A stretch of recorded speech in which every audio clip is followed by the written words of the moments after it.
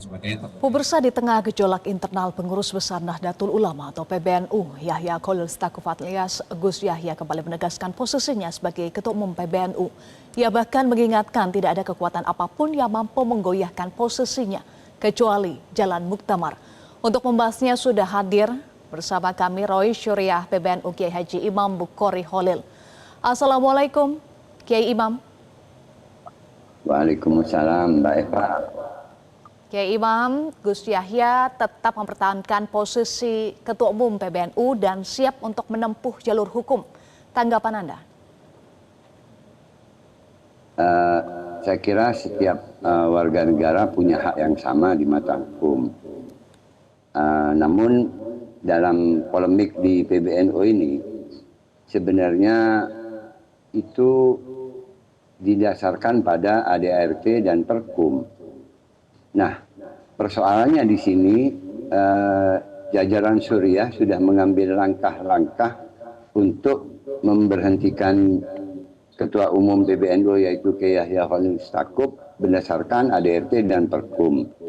Sementara Ketua Umum Kiai Yahya Khalil Stakuf juga bersikukuh berdasarkan Perkum dan ADART. Di situ polemiknya, Mbak. Oke, jadi terkait dengan rencana untuk menempuh jalur hukum, apakah dari Roy Syuriah PBNU akan siap jika jalur hukumnya akan ditempuh? Ya tentu apapun resiko yang akan dihadapi terhadap putusan ini tentu akan dihadapi oleh jajaran Suriah dalam hal ini Rois Am. Tapi ini kan Jamiah Nahdlatul Ulama ini kan organisasi sosial keagamaan dan kemasyarakatan, bukan partai politik. Tentu ini menjadi sebuah pertanyaan, kenapa harus menempuh jalur hukum? Toh di dalam tubuh organisasi ini ada aturan-aturan yang memang harus disepakati bersama, yaitu anggaran dasar, anggaran rumah tangga, dan peraturan perkumpulan. Saya kira ini sudah cukup tanpa harus menempuh jalur hukum. Oke, menjadi pertanyaan ya, kenapa harus menempuh jalur hukum? Apakah artinya potensi islah dengan dialog dan musyawarah tertutup kalau jalur hukum yang ditempuh? Saya kira musyawarah dan dialog itu akan tetap terbuka apapun langkah-langkah yang ditempuh oleh kedua pihak. Namun dalam hal ini Jamiah Nahdlatul Ulama ini kan adalah sebuah organisasi yang didirikan oleh para ulama-ulama sepuh. Dengan namanya saja sudah Nahdlatul Ulama, kebangkitan para ulama. Maka tentu pendapat para ulama-ulama sepuh, ulama-ulama khos itu akan menjadi pertimbangan dari kedua belah pihak. Saya kira itu, Mbak. Baik, sudah ada saran juga Pak Kiai dari para ulama khos, kiai-kiai sepuh, apakah ini sudah didengarkan, diakomodir oleh kedua belah pihak? Ya, dari pihak Rois Am sudah menyatakan bahwa islah yang disarankan oleh para sesepuh ulama itu adalah hal yang bagus. Namun di sini Rois Am memberikan penegasan bahwa islah itu kan untuk perselisihan. Ini yang kita pandang dalam tubuh PBNU ini adalah ada pelanggaran-pelanggaran. Jadi di sini bukan urusan berselisihnya Rois Am dengan ketua umum, tapi pelanggaran yang dilakukan oleh ketua umum yang sudah kita bahas di dalam rapat Suriah. Sehingga akhirnya diputuskan bahwa ketua umum Kiai Yahya Khalil Stakuf diharapkan mundur dalam waktu 3 hari. Kalau itu tidak dilakukan, maka otomatis jajaran Suriah memutuskan ketua umum PBNU sudah bukan Kiai Yahya Khalil Stakuf lagi. Dan Rois Suriah beserta pleno dari Jamiah PBNU akan menggelar rapat pleno untuk mengangkat PJS ketua umum yang baru, yang insya Allah nanti tanggal 9 Desember sampai 10 Desember yang akan datang, Mbak. Siapa PJS yang ditunjuk pada tanggal 9 Desember? Itu akan dibahas di rapat pleno tanggal 9 itu, Mbak. Baik. Mhm.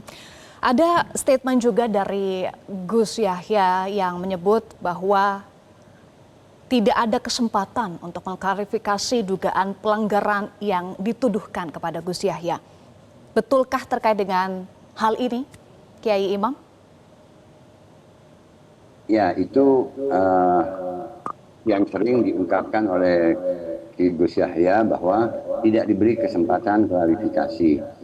Padahal dalam beberapa kesempatan Rois Am sudah memanggil Gus Yahya untuk ditanyakan terkait apa-apa yang diduga menjadi pelanggaran. Dan itu sudah dilakukan 2 kali oleh Rois Am bertemu dengan Gus Yahya. Namun dalam hal ini Gus Yahya berpendapat bahwa ini kan panggilan pribadi.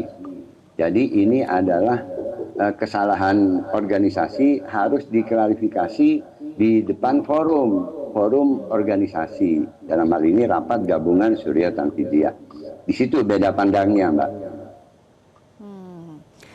Sudah 2 kali berarti ya dipanggil. Apa upaya atau pernyataan yang disampaikan Gus Yahya sebagai upaya untuk membela diri? Ya, sudah disampaikan ke Rois Am. Dan itu Rois Am sudah sampaikan juga di rapat Suriah. Sehingga para Suriah yang ada di rapat setelah mendengar pemaparan Rois Am terkait jawaban dari Gus Yahya, maka menyerahkan sepenuhnya keputusan kepada Rois Am untuk mengambil keputusan. Yang akhirnya keputusan sesuai dengan risalah rapat Suriah yang sudah beredar itu, Mbak.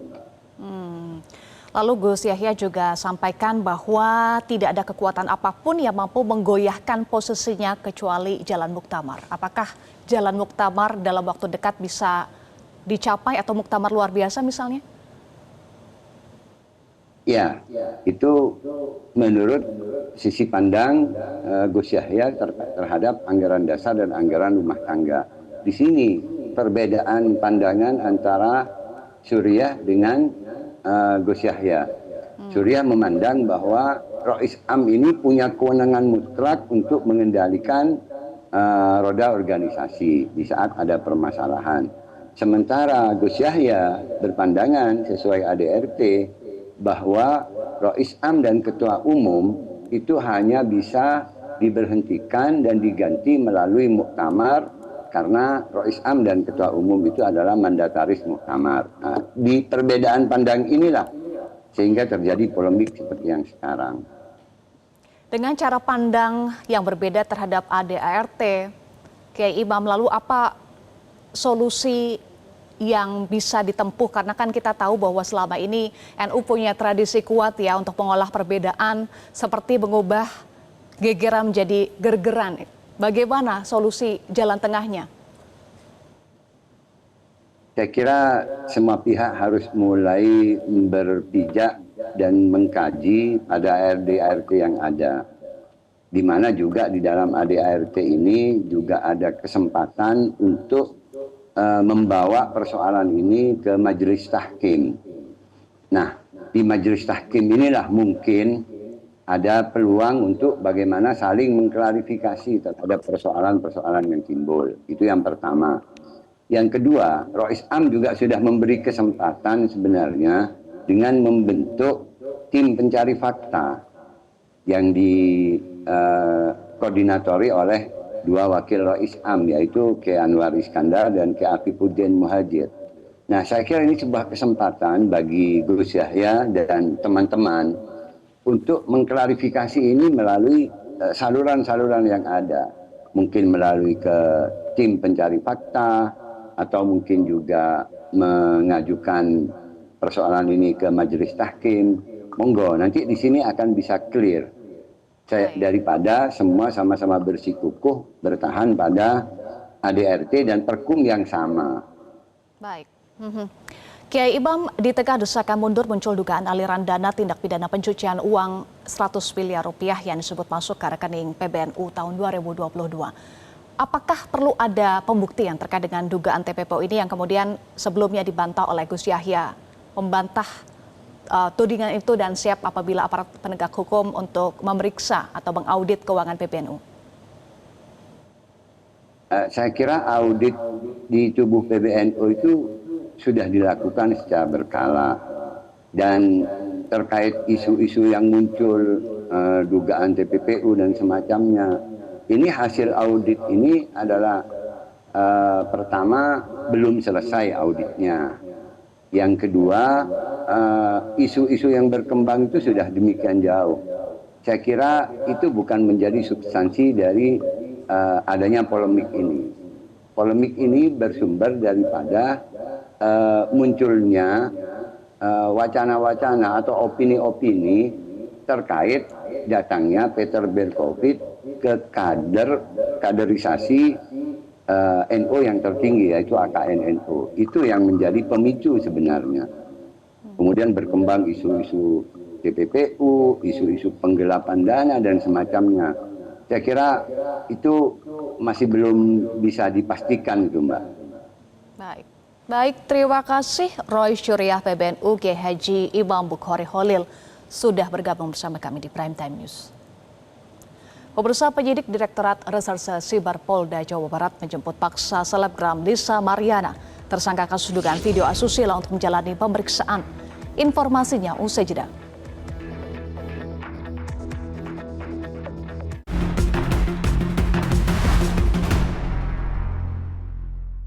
Dipersembahkan oleh,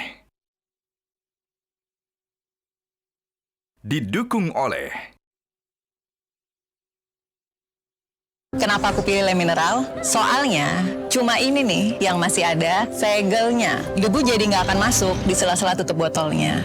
Benar, Le Mineral disegel secara khusus sehingga terjamin kebersihannya. Le Mineral. Kawan kita angkat secangkir kopi bersama. Kopi kebanggaan kita rasa Indonesia nikmat. Top top top kopi susu. Top top top kopi susu. Ini kopinya orang Indonesia. Kopi tubruknya asli, susunya creamy. Pas paduannya. Ini rasa pemersatu bangsa. Top kopi susu. Kopinya orang Indonesia. Dari Wings. Jelajahi cara baru mendapatkan informasi. Download Metro TV Extend sekarang.